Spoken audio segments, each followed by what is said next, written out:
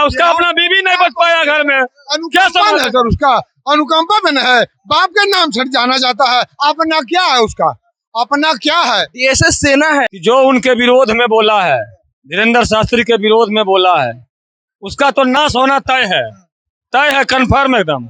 हाँ, जाकी रही भावना जैसी, प्रभु मूरत देखे तिन तैसी।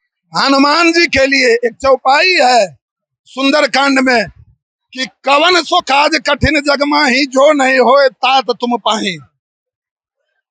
तो जो हमारे हनुमान जी का नहीं हुआ, सनातन धर्म का चोला ओढ़ने के बाद भी इसी सनातनियों के द्वारा चमका भी है बिहार में, और इसी सनातनियों के प्रकोप से, कोप से और बागेश्वर बाबा के प्रभाव से उसका सत्यानाश हो जाएगा। राजद का, पूरे राजद का सर्वनाश हो जाएगा। इसको नीच, दार, देशद्रोही, कमीना, कुत्ता, पाकिस्तान फरस सब कुछ बोला जा सकता है। जो हमारी मातृशक्ति को नचनिया बजनिया बोलने का काम किया है, टेंट समियाना और हजारों जो परिणय सूत्र में का साक्षी बन रहा है। अगर यदि कोई ब्राह्मणों के द्वारा 2100 रुपया दक्षिणा मांगा जाता है तो बोला जाता है कि ये पंडित जी का लूटने का काम करता है, लेकिन 50,000 रुपया जाकर ऑर्केस्ट्रा को अपने बीवी, बेटी, बहन, माँ, अपने नारियों के बीच में नचवाता है, अश्लील गाना बजवाता है।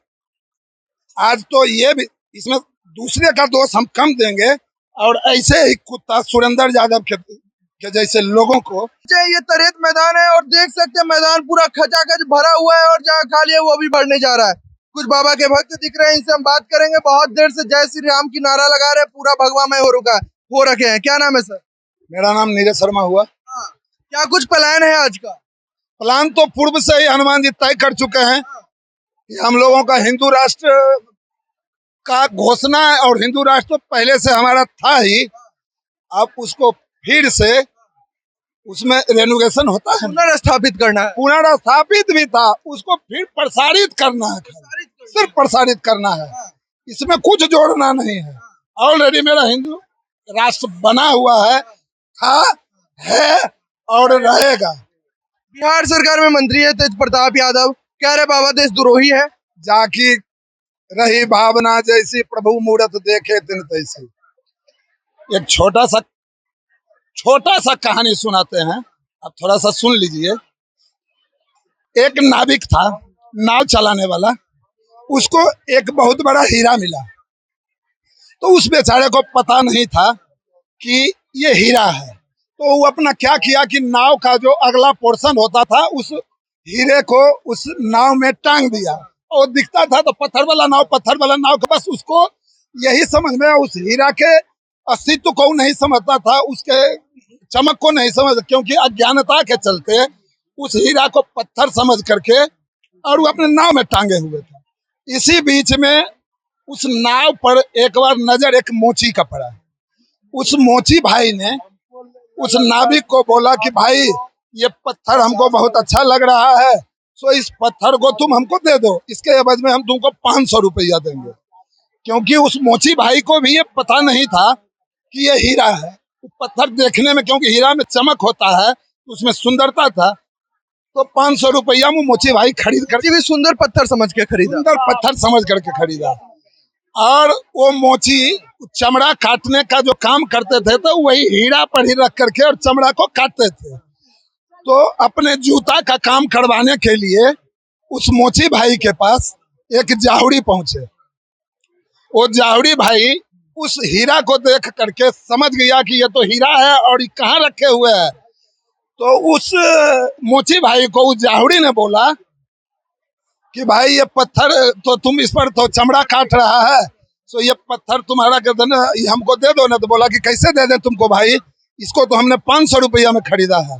बोला कि मैं तुमको 5,000 रुपया दे दूंगा, तुम इस पत्थर को हमको दे दो।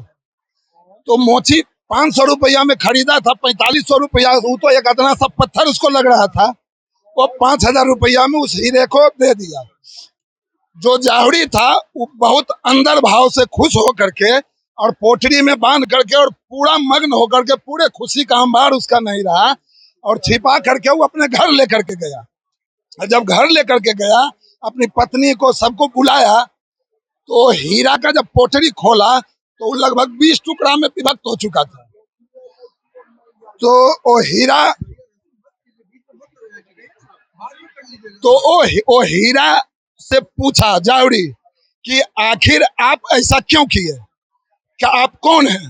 तो जावड़ी को हीरा जवाब देता है कि हम कौन हैं वो तो आपको पता है। वो नाविक को हमारे बारे में पता नहीं था, वह ज्ञानता बस हमको एक पत्थर समझा था। मोची को भी पता नहीं था, वो हमको 5,000 रुपया मेरा मैंने मूल्य लगाया था। लेकिन आप जावड़ी हैं तो आपको तो कम से कम पता होना चाहिए, और आप भी मेरा 5,000 ही लगाए हैं। तो तेज प्रताप यादव, नौमा फैल, जो अपने पराये मरबे पर मेरा दिल देखने वाला बात करता है, वो दूसरे के भोज में ज्यादा बाप के दौलत पर, बाप के साम्राज्य पर वो अपना राज करता है और हमारे सनातनियों के हृदय पर ठेस पहुंचाने का काम कर रहा है। तो इसीलिए हम कह रहे हैं कि जनता उसको हीरा समझ करके, यही सनातनी उस तेज प्रताप को हीरा समझ करके और उसको चमकने के लिए जनता के बीच में भेजा है। और यही सनातनी इसको जो अपमानित करने का काम तेज प्रताप यादव जी ने किया है, और उस हीरा का मूल्य को नहीं पहुंचाना है, तो जिस तरह उस जावड़ी घर में जाकर के वो हीरा 20 टुकड़ा में विखंडित हो गया था, उसी तरह तेज प्रताप यादव का राजनीतिक बेस, राजनीतिक गलियारा और उसका जीवन तक खंडित हो जाएगा। और इसको कोई नहीं रोक सका है, क्योंकि हनुमान जी के लिए एक चौपाई है सुंदरकांड में कि कवन सो काज कठिन जग माही, जो नहीं होए तात तुम पाही। तो जो हमारे हनुमान जी का नहीं हुआ, सनातन धर्म का चोला ओढ़ने के बाद भी इसी सनातनियों के द्वारा चमका भी है बिहार में, और इसी सनातनियों के प्रकोप से, कोप से और बागेश्वर बाबा के प्रभाव से उसका सत्यानाश हो जाएगा। इनका तेज प्रताप यादव बिहार सरकार में मंत्री है सर, राजद का, पूरे राजद का सर्वनाश हो जाएगा। मंत्री सुरेंद्र यादव कुछ और कह रहे हैं कि महिलाओं को नचवाते हैं बाबा। वो जो भी कर रहे हैं, मंत्री सुरेंद्र यादव अगर यदि सनातनी होते तो सबसे पहले अपने विधानसभा क्षेत्र गया में जा करके, एक सेकेंड, जा करके अगर यदि वो मेरे देश का या किसी विधानसभा क्षेत्र का या लोकसभा क्षेत्र का प्रतिनिधित्व कर रहे हैं, तो यानी कि उस लोकसभा या विधानसभा क्षेत्र का जनता उनके ऊपर पूरा विश्वास करके और उनको आगे बढ़ाया है। और वो जब कहते हैं कि धीरेन्द्र शास्त्री जी के पंडाल में राम कथा सुनने के लिए आते हैं तो औरत लोग को नचवाते हैं। अगर यदि ये सनातनियों को इतना बड़ा ठेस पहुंचाने का और हमारे मातृशक्ति को, हमारे महिलाओं को, हमारी माता के समान महिलाओं को, हमारी बहन को जो इस तरह का शब्द बोल करके, तो उसको हम तब प्रतिनिधि, हम उसको शब्द से प्रयोग इसलिए कर सकते हैं क्योंकि वो सम्मान पाने लायक व्यक्ति नहीं है।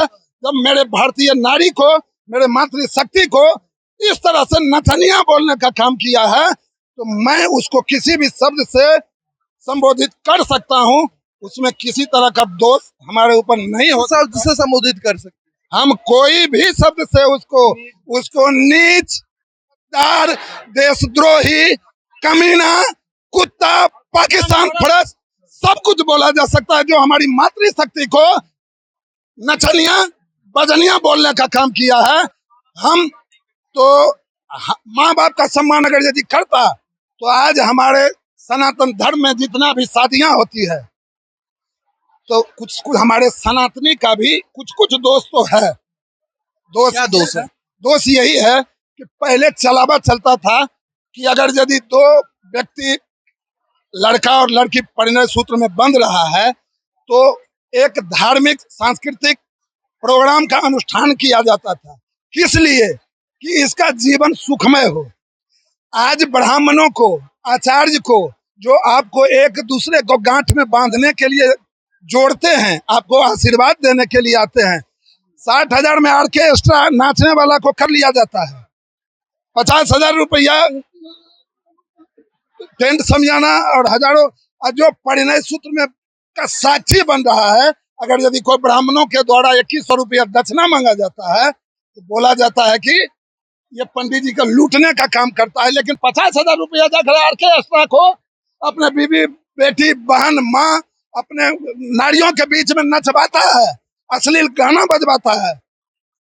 आज तो ये भी इसमें दूसरे का दोष हम कम देंगे और ऐसे ही कुत्ता सुरेंद्र यादव के जैसे लोगों को, क्योंकि हमको बोलने में थोड़ा सा भी संकोच इसलिए नहीं हो रहा है कि जब से सुरेंद्र यादव के द्वारा ये बोला गया है कि धीरेन्द्र शास्त्री के राम कथा पंडाल में औरतों को नचवाया जाता है, उसी टाइम से उसको जीने का अधिकार भी नहीं है। इस भारतवर्ष में जीने का अधिकार नहीं, जीने का अधिकार नहीं है उसको।